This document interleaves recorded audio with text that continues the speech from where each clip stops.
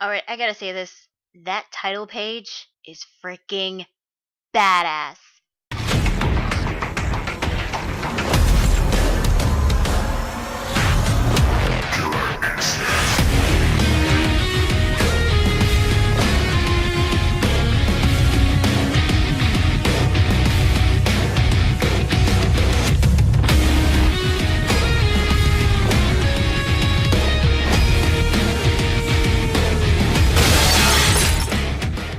Hey guys, LunarSpawn27 here, bringing you Bleach, chapter 573. I am the Edge. All capital letters. So the chapter begins with Kenpachi arriving at the scene. Yuichiro seemed really surprised seeing Kenpachi there. However, Isane asks him how Unohana was doing, and he just says one word. Dead. There you go, guys. Confirmation, Unohana is dead. Although I feel like it was already confirmed when their fight ended. Well, nonetheless, Unohana is dead. I know I probably said this before, but I'll say it again just in case. May you rest in peace, First Kenpachi, leader of Squad 4.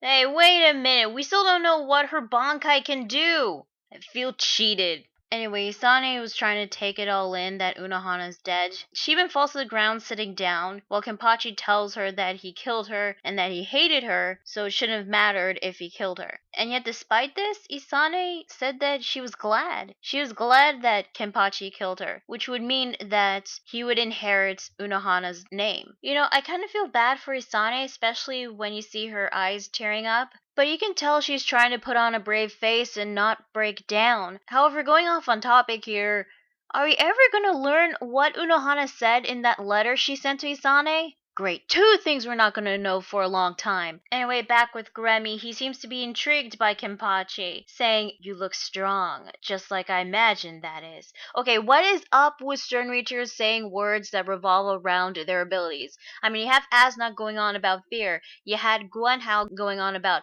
"I see you, you can't see me," and then we had Master Masculine going on about he's the hero and that people should cheer him on and all that. Now with Gremmy, he's just going on about imagination, products of fantasy, just like I imagine, etc., etc. Is this a thing that each Sternritter does now? I feel like this is a thing. All of a sudden, the ground starts to rise up, creating a massive rock cliff. Kensei and Rose's bodies were about to fall off, but Isane grabs onto them. It seems that this rock cliff was a stage for Kenpachi and Gremmy's fight. Gremmy created this from his imagination. Why did he imagine this thing? Because he thought it would be rude not to grace Kenpachi with a magnificent stage. Thus, he reintroduces himself and tells his abilities to Kenpachi. He can turn his fantasies into reality, and it has been confirmed that he is the true Sternritter V, the visionary. So I guess that means that Guanhao, the vanishing point, was really a product of Gremmy's fantasy. So Gremmy can imagine living things. If that's the case, why doesn't he just imagine the most powerful army of Quincy's to take down the Shinigami? In fact, he doesn't really have to fight Kenpachi. All he has to do is imagine his internal organs as mush. He could have imagined any of the Shinigami dead. I mean, if he can imagine Yuichiro's bones as cookies, why doesn't he do that to Kenpachi? Unless he really does have to come in contact with the person, but I wish we get more details on his abilities. Anyway, Gremmy then says to Kenpachi, "I think you're pretty lucky to get to fight with me, because of all the Sternritter, there's no one stronger than me."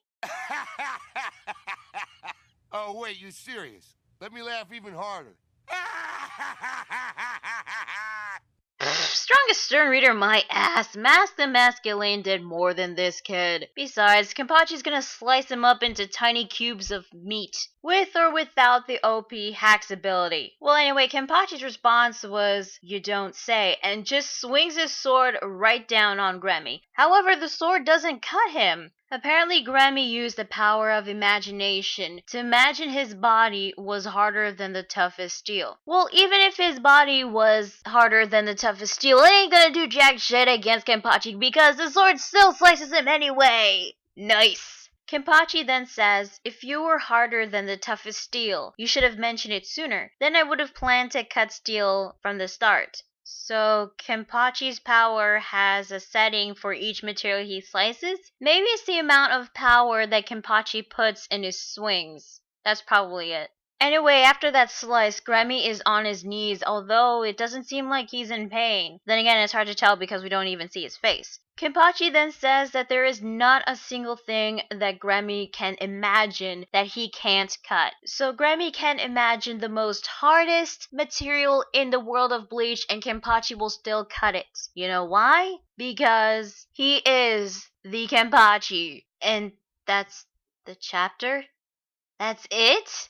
Are you fucking kidding me? Not a lot even happened in this chapter. This is basically what happened. Kenpachi comes in, tells Isane that Unohana's dead. The ground rises up, turning into a stage thanks to Gremmy's imagination. Gremmy tells him that he's the true Sternritter V, the visionary, and he's the strongest of all the Sternritters. Bullcrap, by the way. Kenpachi tries to slice him, didn't work because Gremmy imagined that his body was harder than the toughest steel.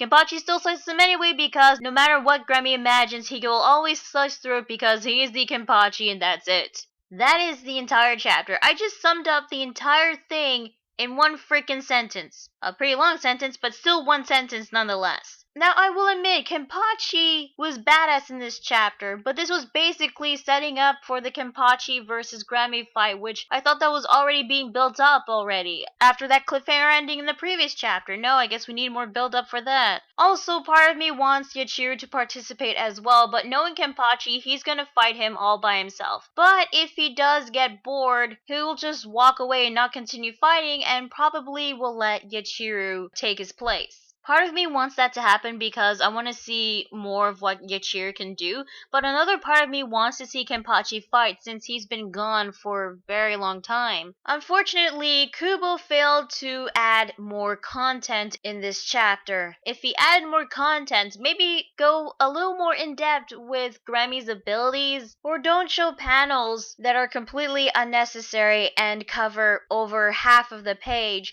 or better yet, show more of the Gremmy versus Kenpachi fight, then maybe this chapter would have been really, really good. This chapter, however, I feel like it was okay overall. I'm not saying that it was bad because Kenpachi was there and he was a freaking badass. Unfortunately, I can't say that this chapter was great because it was too short. I mean, seriously, what the hell, Kubo? Add more content! So tell me guys, what do you think of this week's chapter? Did you like it? Did you hate it? How do you think the Gremmy versus Kenpachi fight is going to turn out? Also, were you disappointed of how short this chapter was? Let me know in the comments below. Be sure to like the video if you like it and subscribe to more videos. Also, be sure to check out my Facebook fan page and Google+. So yeah, that is Bleach chapter 573. Hopefully next week's chapter will have more content. I'm Lunar 27 and I will see you guys later. Bye.